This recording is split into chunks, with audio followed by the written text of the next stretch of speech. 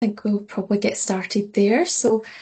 Morning everyone. My name's Opash and I'm on the marketing team here at Bridgell. I just wanted to thank you all for joining us this morning for our SharePoint document management session.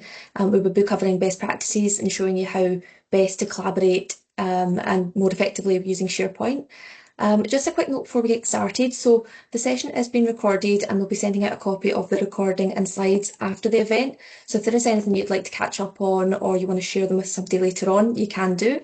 You will notice that you're on mute at the moment, but we do encourage you to use the chat function to ask any questions and we'll do our best to answer them throughout the session. We do have a dedicated Q&A session at the end as well, where we'll try our best to kind of get everything wrapped up. So that's just a few points covered before we get started. So I'll just pass you on now to our team of experts. So there's Graham McLean and Andy Moore who'll be running the session. So we hope you enjoy it and find it useful. And yeah, I'll hand it over to you, Graham. Thanks. Thanks, Opash. Yeah, thanks for coming along, everybody. So this is the kind of effective document management with Microsoft SharePoint webinar.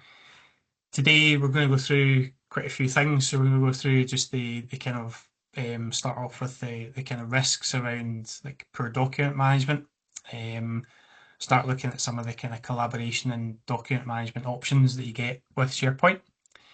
Looking at how you can kind of store and categorize your documents as well and the functionality that's available around that. Looking at some of the kind of security and permissions settings as well. And then we'll finish off by looking at a wee bit of kind of the automation and the Microsoft Copilot features that have kind of made their way into SharePoint recently as well. So just to start off a wee bit about Bridgell. So it established in 2002. So been going for 24 years this year. Got 44 staff at the moment, based in Glasgow. We have three really kind of pillars to our business, if you like. We've got business applications, which the SharePoint section kind of falls underneath. So that really includes like SharePoint, developing intranets, document management systems and systems on top of SharePoint.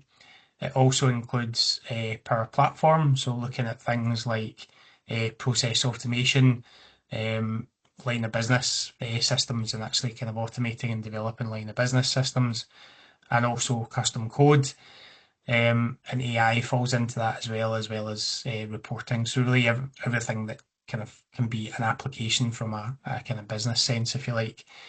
We also then have a managed IT kind of area where we look after things like moving workloads onto the cloud, looking after your IT infrastructure estate, so laptops and desktops and networks, and managing that for you as well.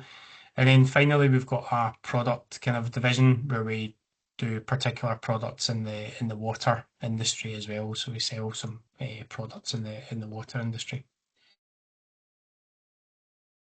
We're Microsoft partner with four of the kind of designations, so across kind of modern work and data and AI and digital and app innovation. We're also in 9001, ISO 9001 and 27001 certified, and we've got Cyber Essentials and Cyber Essentials Plus as well.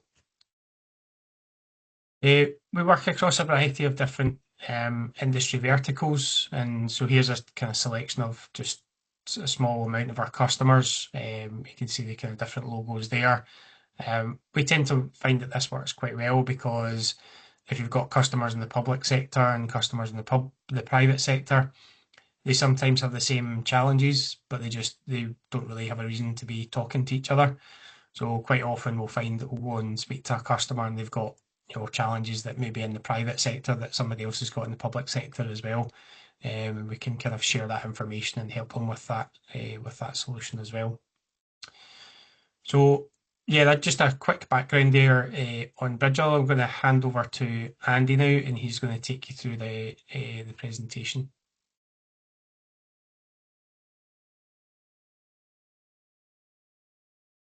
Oh, you're on mute at the moment, Andy. Oh, sorry. Rookie error, eh? Sorry, my name's Andy. I'm the SharePoint consultant and M365 consultant as well, but I primarily focus on document migrations, intranets, and document storage. So first of all, I'll take you through the kind of risks of having poor document management. Probably the biggest one of all is one that comes off as a result of duplication.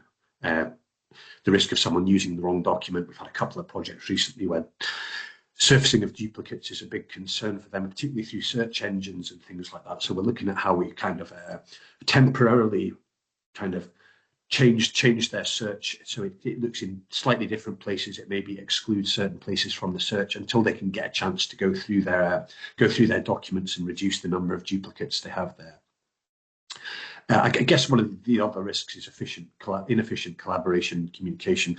For that one particularly, I would say copies of documents flying around by email rather than being shared in SharePoint. People using one master document and all updating in the same location is far better than different email threads bouncing different emails between groups of people internally and externally. Similarly, the security and compliance issues probably with sending out email attachments, there's a security threat there. The biggest security threat with bad document management is, particularly in SharePoint, would be around the long-term management of permissions, losing control and losing visibility of who has access to what over the years. When I talk about using groups more than item level permissions a little later, I'll talk you through how you can avoid that. And I guess the ultimate risks you have are on productivity, profitability, and missing out on opportunities and growth potential.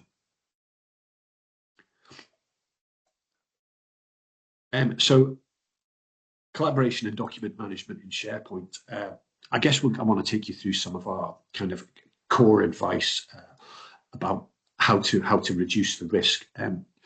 You may be in a situation where you have maybe 8 to 10 large document libraries for each department, and you have a huge number of documents in those libraries. We talk a little later about how to restructure those libraries into separate sites, or at the very least separate libraries. This is all about putting a degree of separation between the risky content and the everyday content.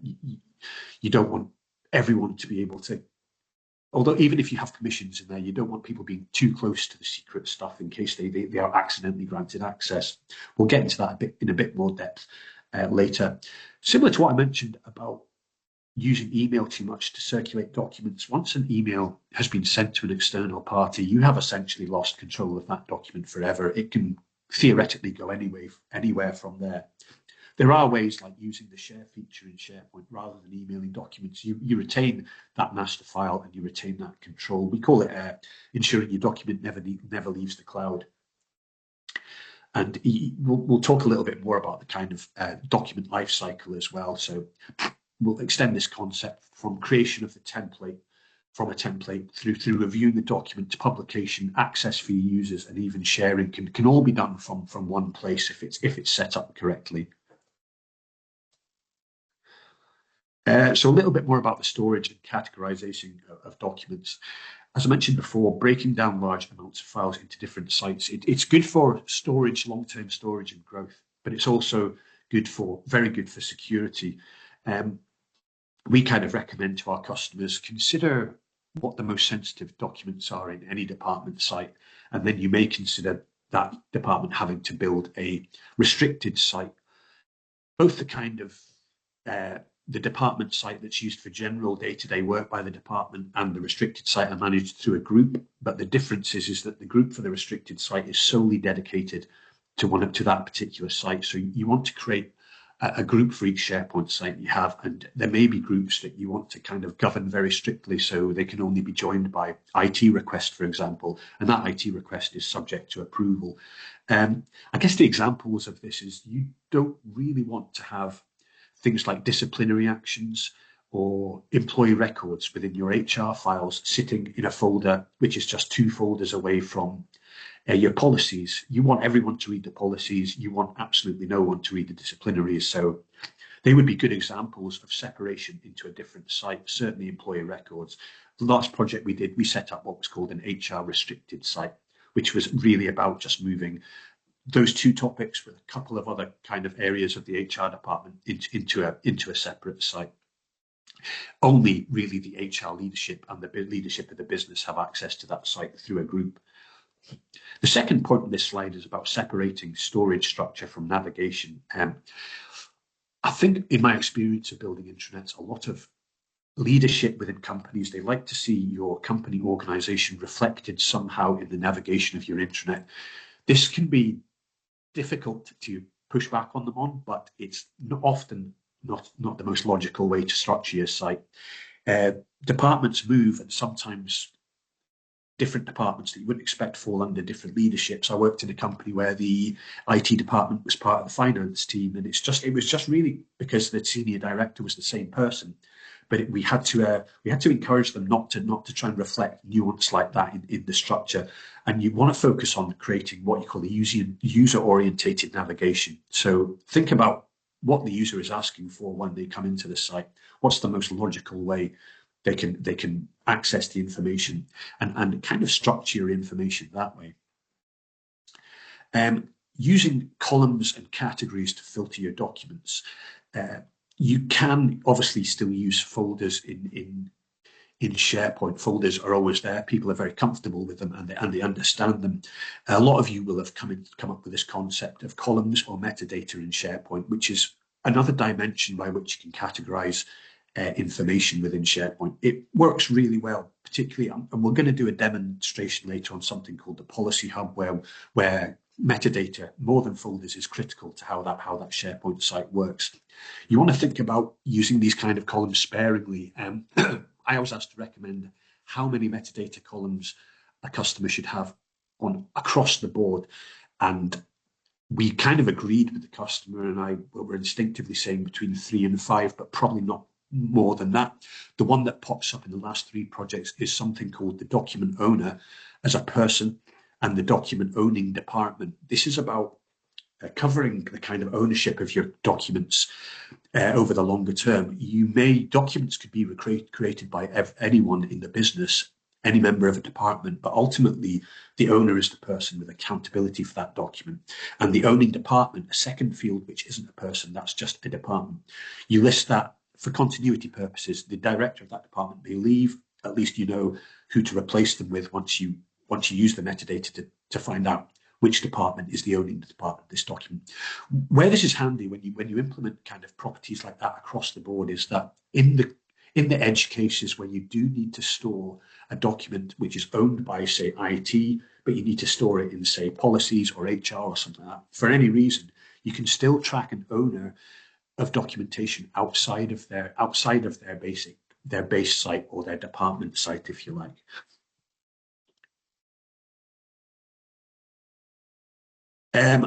On top of kind of metadata and good structure, you will want to create retention and deletion policies.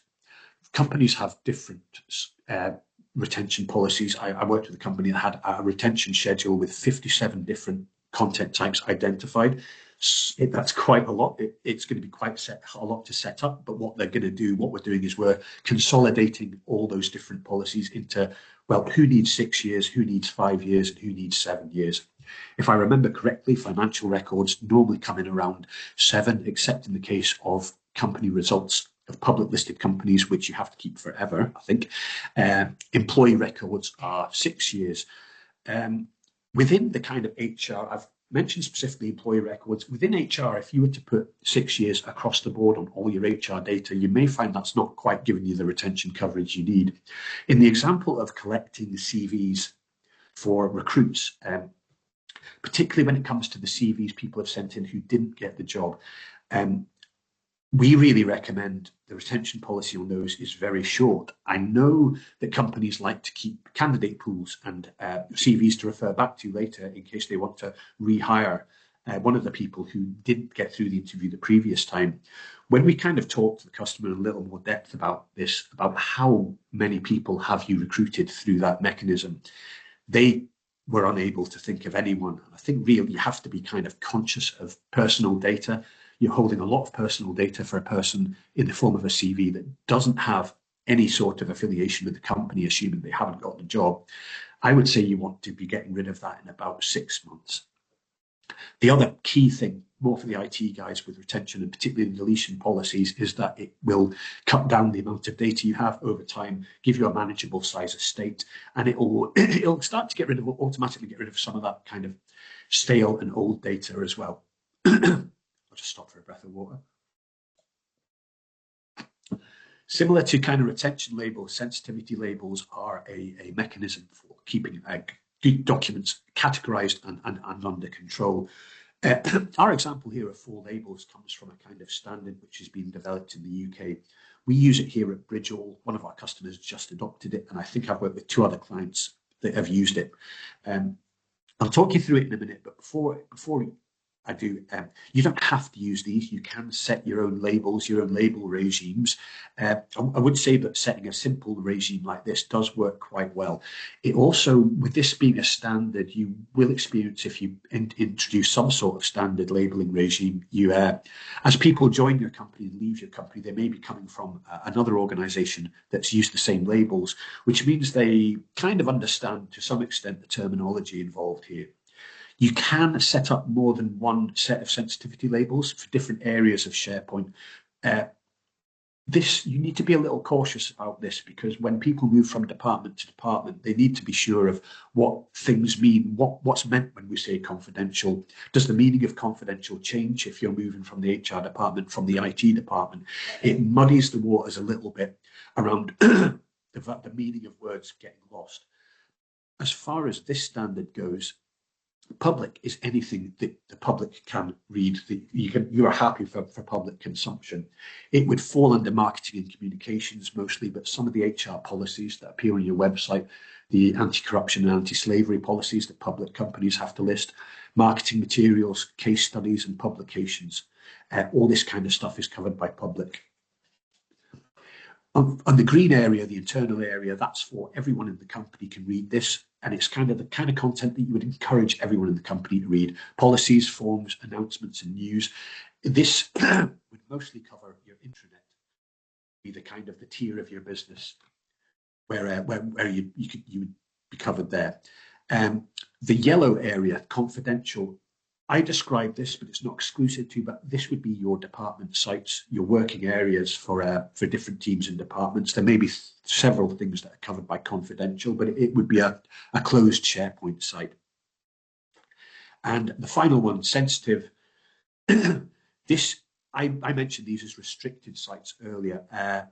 You would want to limit access to these to the bare minimum of people possible. So my advice around it for your restricted data is that it's all found in one site. It's separated into its own site, and that site is accessed through a single group, which has fairly strict control of access on it, ideally through a semi-automated IT process with some sort of approval. You wouldn't be piling people into this group by default or when they join or anything along those lines.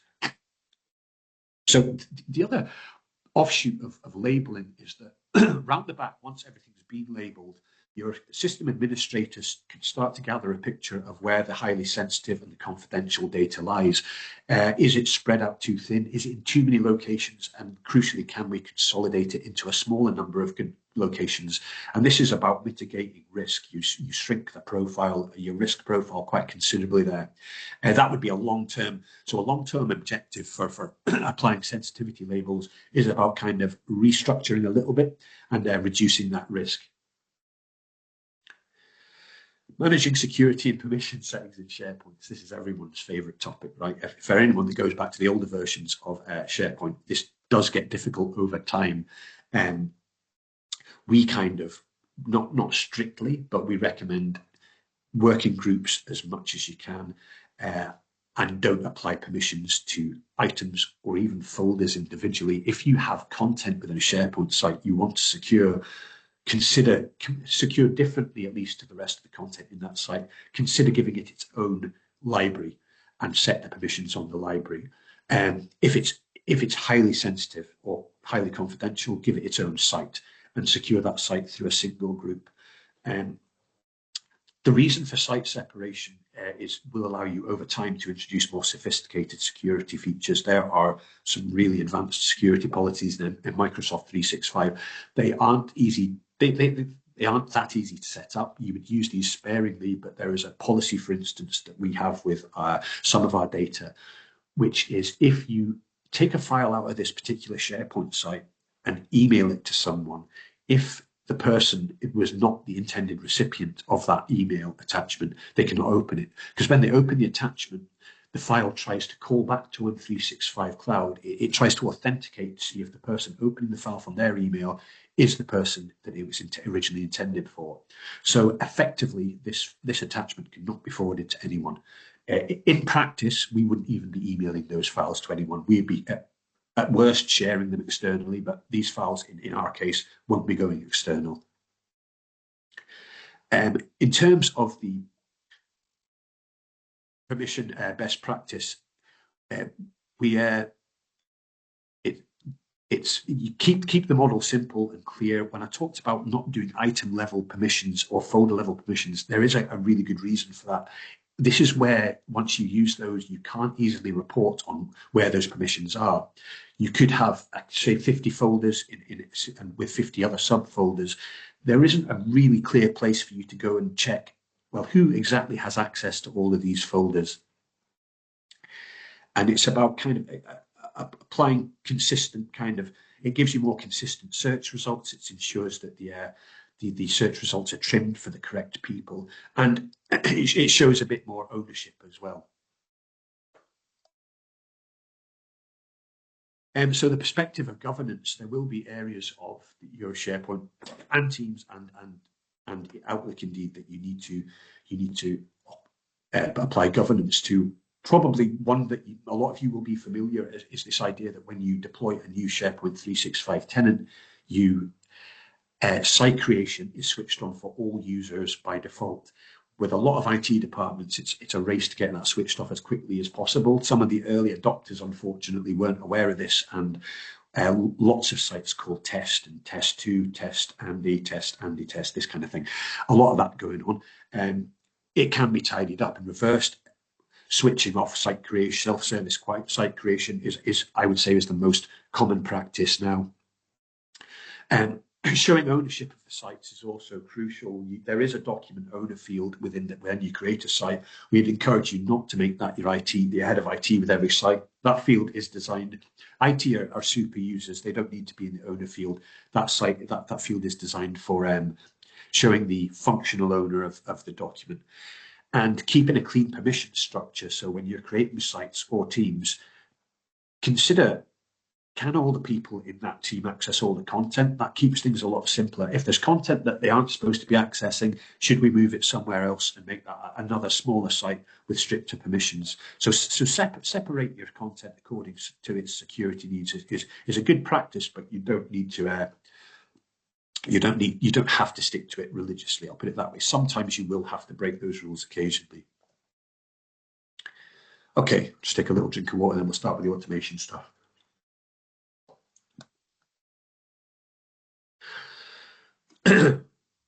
Okay, so this is both kind of a combined section about automation and AI, and this is areas moving quite quickly. The demo is going to touch on both these issues where we're going to combine AI and automation to complete a task. It won't be writing a document for us. It'll have a job essentially that it'll do on its own, and it'll just communicate the results back to the users. We already use a lot of automation for approval of revision control. This is fairly easy to set up. There are a lot in Power Automate. There are quite a lot of good template flows for reviewing documents. They don't rely heavily on email approvals anymore. It's a Teams message with a button. The person can press approve, and it really cuts down the time that it takes to complete these processes. What we'll be talking through a little later is using Copilot to analyze change and using kind of document processing to complete metadata. These two in particular are something we're focusing on this year, or I'm focusing on this year on behalf of the clients, is to look for ways to reduce workload, particularly repetitive workload for your users and ours indeed. So advanced content analysis, the first element of that, this has been around since a little bit before Copilot. We used to call it syntax. It's now called document processing for M365. And it may, for some of you, if you have it enabled, it'll be a button at the top of your SharePoint library. This is about analyzing the content of the documents, making assumptions about the data and applying some of the data into metadata columns. Obviously, this content needs to be checked. It can read from both structured, highly structured documents like forms, which are all the same, 100 copies of the same form, but it is capable of reading free text documents and documents which have not been structured by your business in any way. It doesn't have to be trained on everything. And it's very good if you have a large amount of archived data, pulling out, identifying personal data, confidential data, and identifying common data that you're looking for. Maybe you're looking to get just the date out of it, or an employee ID or something like that. It can read for these common patterns and pull out that information.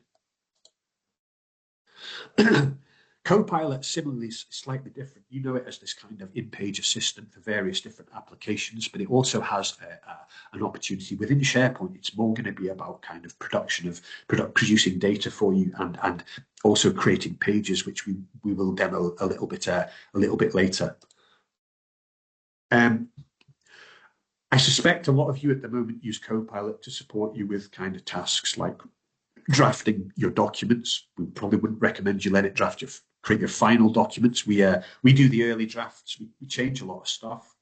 I personally feel there's quite a bit of repetition in Copilot. It always outputs a lot of text, and some of it is kind of repeating itself at times. But a few different ways it can help you is something I've done on my last project. I do a lot of site architecture diagrams, and these are in the form of box and arrow diagrams, the kind of thing you would create in Visio. I have stopped using Visio now, and I now create my box and arrow diagrams just as bullet lists in Word, and I feed them. I indent the bullets if I want the top box that's my top bullet. I indent 3 bullets, and when you feed that kind of list into Copilot, it actually reads it as a hierarchy diagram. So it will put my first bullet at the top. The 3 indented bullets will become boxes underneath, and further indented bullets will become boxes under those bullets. This is actually how SharePoint was already managing its kind of how you create its navigation in a SharePoint site. If you've ever done that, it uses indentation to depict levels. So that's quite a good feature. You can augment your reports and recommendations with information from the internet or from internally. Obviously, you will need to check this, but it's quite good for. I did a report recently where I wrote most of it myself, to be honest, but there were a couple of areas where I wanted a bit more information, and frankly, for 2 of the recommendations, I probably felt I wasn't the authority on that. So Copilot was able to retrieve for me some kind of ideas for what the world is, kind of how the world is doing this in terms of best practice now. The last one on this list is change summaries in documents, and the analyzation and also the kind of summarization of change between documents. This is going to be part of the demo that's coming up around policy management. So I'll talk you through that a little bit later.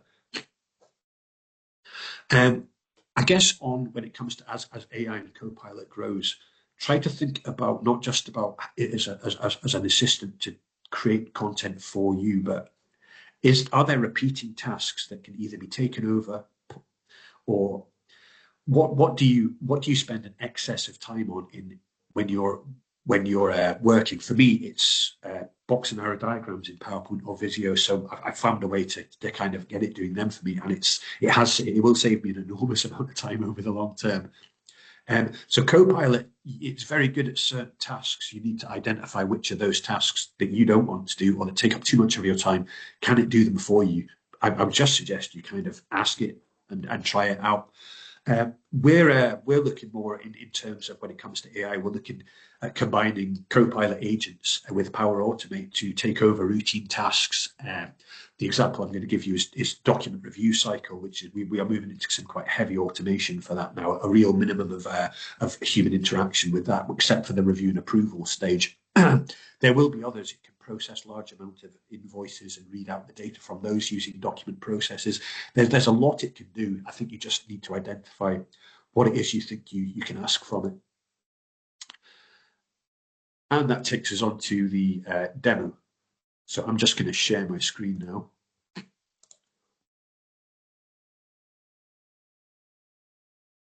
Zopash, can you just confirm that the share comes through? I know that I'm in presentation mode at the moment.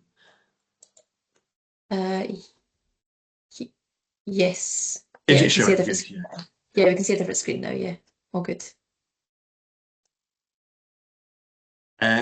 First demonstration, I'm going to show you, in a minute, I'm going to show you what classification labels look like when you're actually working from day to day. But first, I want to take you through a couple of short demos, the main one being the Policy Hub. So the Policy Hub this is something, this has popped up in every single project for the last kind of year, is that, sorry, there's always one technical issue. Let's just go this way, it's easier. I was switching between two tenants there, so I should have known that would come up. This is our Policy Hub. It's a little bit different. I guess traditionally a policy would be a folder with a folder for each department in it. And all the policies for each department will be in there.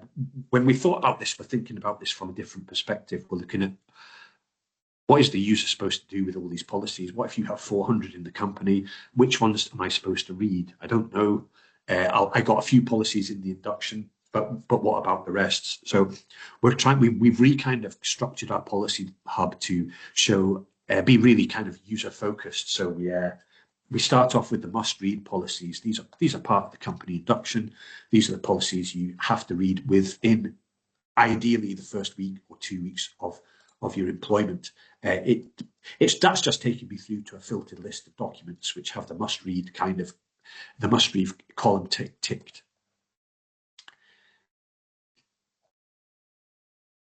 Slightly more interesting, policies for my role or your role.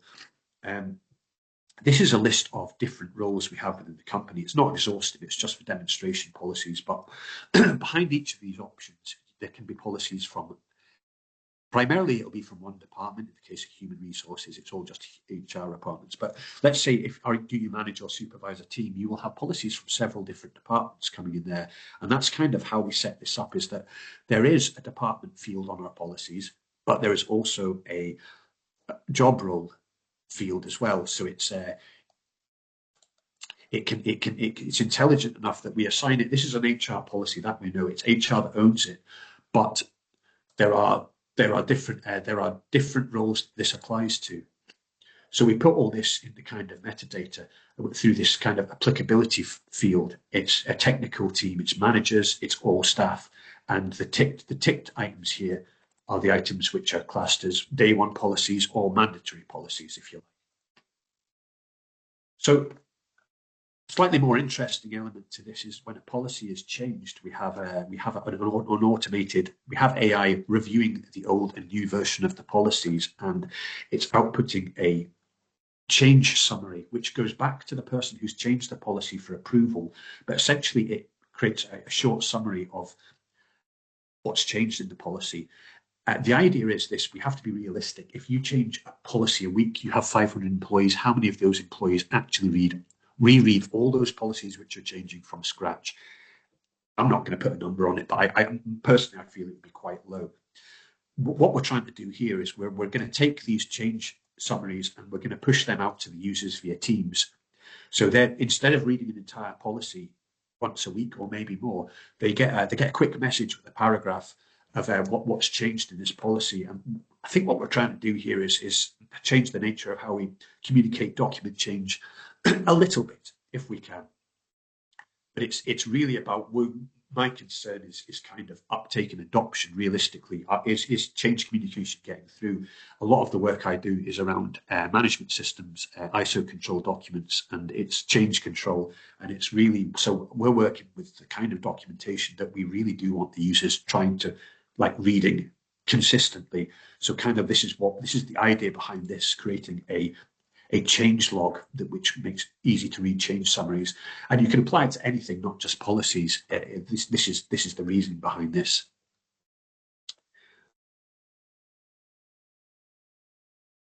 The other little thing I wanted to show you today was a slightly new feature. It's a feature which has just appeared recently on a 365. It's about AI page creation. If you have a Copilot activated on your tenant, so that's a Copilot license applied to your tenant, then you will have a oh, they've just changed this morning. That's how they moved everything around again. Good. You have this page with AI. Look, this is in its infancy at the moment. I've been playing with it for the last few days, but it's gonna need a bit more work. But it's starting to come together. So you create a page, create a news post about something. Something I realized with this quite quickly is that even when you ask it not to change the text, it quite often changes the text a little bit. So I moved to one of these these pre-built prompts here. They're there for a reason. At the moment, this is quite new, and putting these pre-built prompts is about them kind of prompts showing you how to write the prompts correctly. Let's have a look.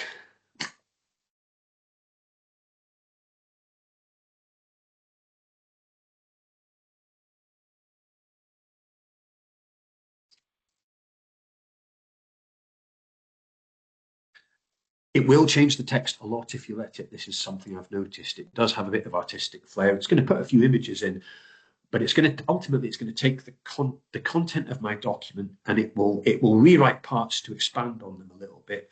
It will build up a kind of a document around it, a SharePoint page around it.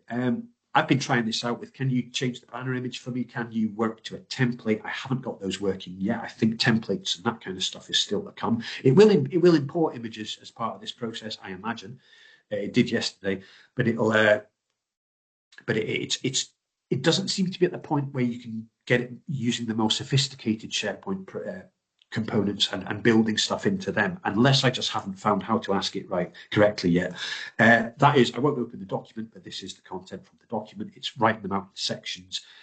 Quite rightly, these sections are about breaking down the content a little bit for accessibility reasons, finding the natural gaps in how it's read and sectioning them off.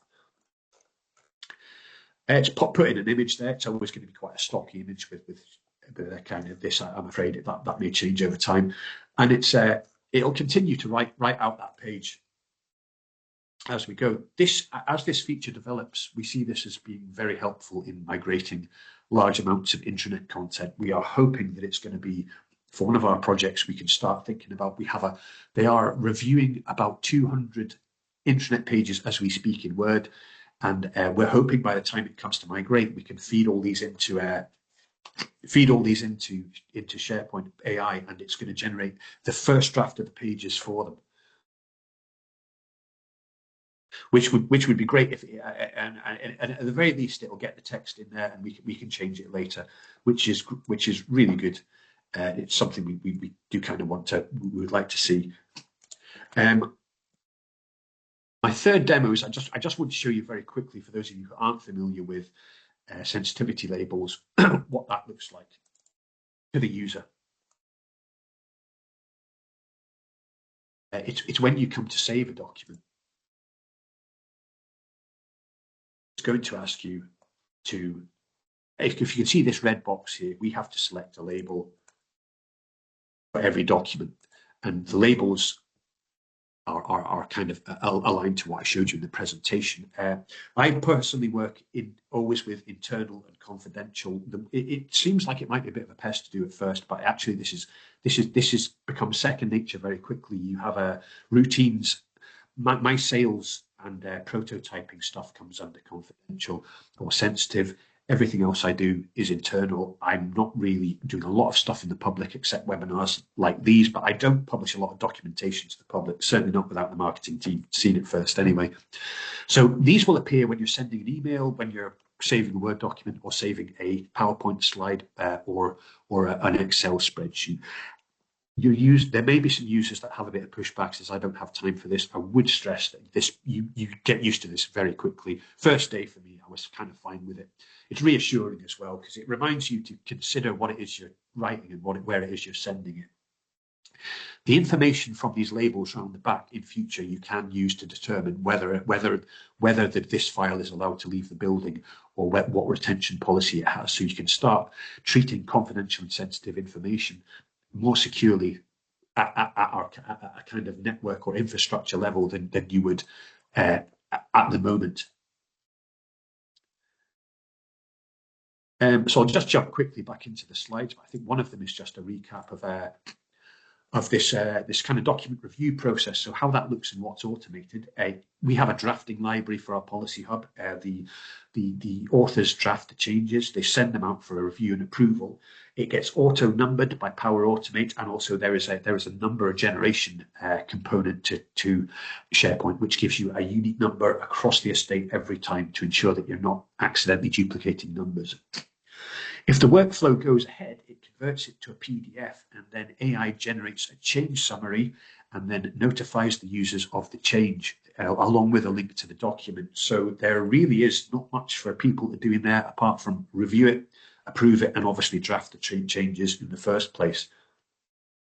So this is kind of, as far as kind of processing of control documents, this is quite a sophisticated example. You wouldn't want to do this for every single file you have in your business. That would be a lot of work, and you'd have a lot of kind of things pausing because they're awaiting approval and stuff like that. So use it kind of sparingly. So as just a bit of a couple of wrap-up slides now. Best practice for migration and also for designing your document storage solution. Separate your content according to its risk and sensitivity. And then use metadata to categorize your, rather than just using folders, but there is still a place for folders.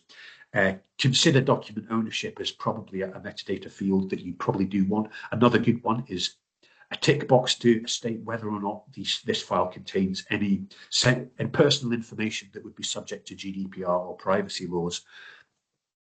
In a migration front, clean your house, clean up before you move. My analogy for this is that when you move house, you don't move the contents of the bins, so it shouldn't be any different here.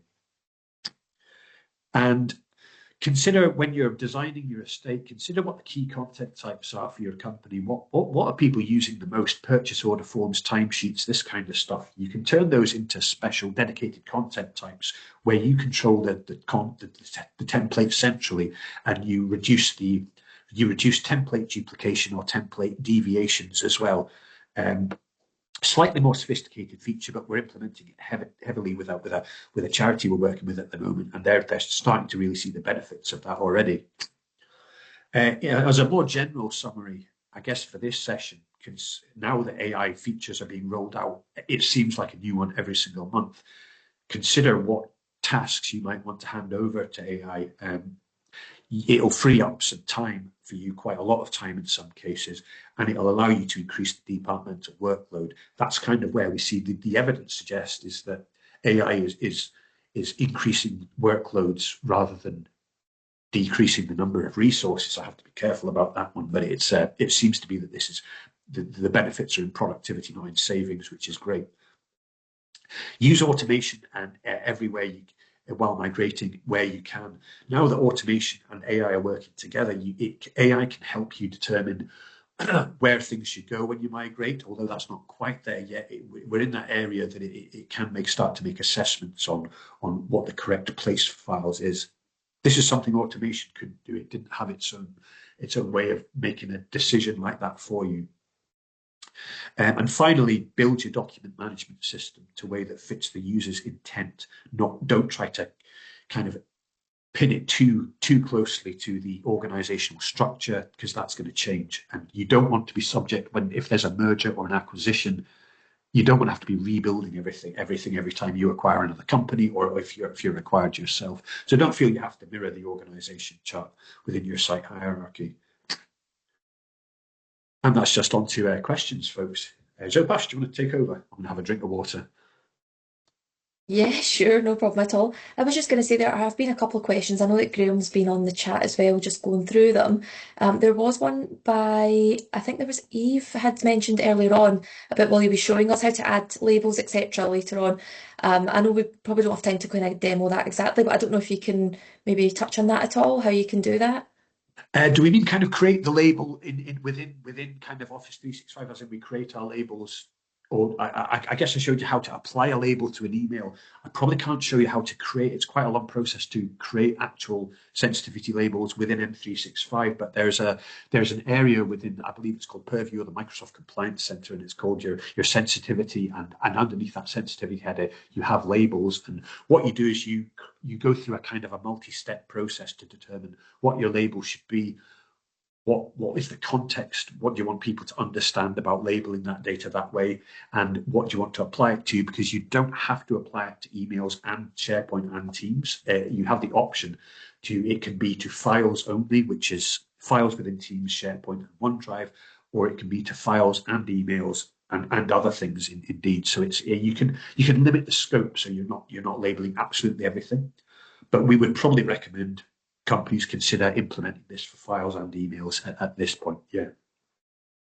Perfect. Sorry, we didn't get to it at the time, but I know there's a couple other questions that have been kind of asked. I know that Graham's kind of touched on them. I Yeah. think So there's, I think I've got a couple of them, but there's probably a couple of them outstanding. Probably one for you, Andy, was one that I want to create a knowledge base page, which would have things like tips and reminders, but also a knowledge source search for various user guides and documents. So just how to kind of go about that. Yeah, I mean, there's two ways to go about it. There is no wiki concept within SharePoint anymore. A knowledge base, that would be the traditional format for a knowledge base. My advice for this is that if you have plenty of people that are quite happy to create SharePoint pages, you could create it as a series of SharePoint pages within a site. As something more structured, you could create a SharePoint list and categorize the knowledge using kind of metadata fields. Both these would be searchable from the kind of, you would go to the, push people towards the site search bar and search through them there. Using a list, you can group your knowledge into different categories, and it would be like the list I would suggest would have a question field, an answer field, and a category as well. Actually, if I could just jump into something quickly, we've kind of looked at this a kind of different way. This is more part of our intranet presentation, but it's kind of popped up. We have our, if you could, on the right here, I have this really very high level menu, but the one I want to talk about is how we're encouraging people to use knowledge is to start to incorporate Teams chats into your intranet. So this is the SharePoint intranet, but this particular page leads people into subject matter experts, Teams areas. So everything on this list is a Teams team. So we've identified where the intelligent people in the company are, where they're chatting. We've told them you need to come out of a private group chat. We want you to put all this knowledge into a team so we can give the rest of the company read access to it. So a knowledge base could be a combination of a kind of Teams-based question and answer session. So if it's not in the knowledge base, then you can ask an expert in this area, and that's what this is like an experts exchange type thing. That's the idea with that. You can, of course, if it's easier, is to have your knowledge as a document library and just kind of allow people to create, even from templates. If the users are more comfortable just creating documented knowledge, then that might be the best way to do it. It is easier to change content that way. Once you create SharePoint pages for everything, you need some of the SharePoint design abilities to change it. So it's really about the best fit for your organization and the kind of tools you're comfortable with. Yeah. I think there's also a new kind of FAQ web part that Steve has posted in the chat as well. So that's something to have a look at as well. There are actually we've got a lot of changes rolled out at the weekend, it's great, but I was doing a webinar today, so it was a perfect timing on Microsoft's behalf as well. They've changed something this morning, which I didn't even notice till now, but so I'm still to explore some of the latest features. They are doing rafts of changes across the board at the moment. So we're trying to kind of come up with new concepts as they come out, see how we can use these type of things. So yeah, it's exciting times. Yeah. Oh, is there something else that's come in there? Oh, there's another wee question there, Andy. I don't know, but I'm just checking the time as well. We do have another kind of 10 minutes before we wrap up. I Okay, don't know if good. you can have a wee chance Yeah. to look at that. Sorry, yeah, I'll stop sharing for a second so I can keep an eye on the teams a bit better. So this one's, so I've joined a company and the SharePoint needs a huge overhaul. Anonymous links are turned on, files shared to individuals. It's been set up like a mirror of how an on-site server was set up, departmental folders, shared folders, etc. All of them were set up as team sites. So I have an MS Teams chat attached to all of them, which doesn't get used in 90% of cases. What would you suggest, updating as we go or starting again and migrating? On the final point, the update with this idea that a SharePoint site is created with every Teams chat, there is an option to create I'll see if I can get this up quickly. There is an option to create a site still without a Teams chat. I don't think talking you through it would work.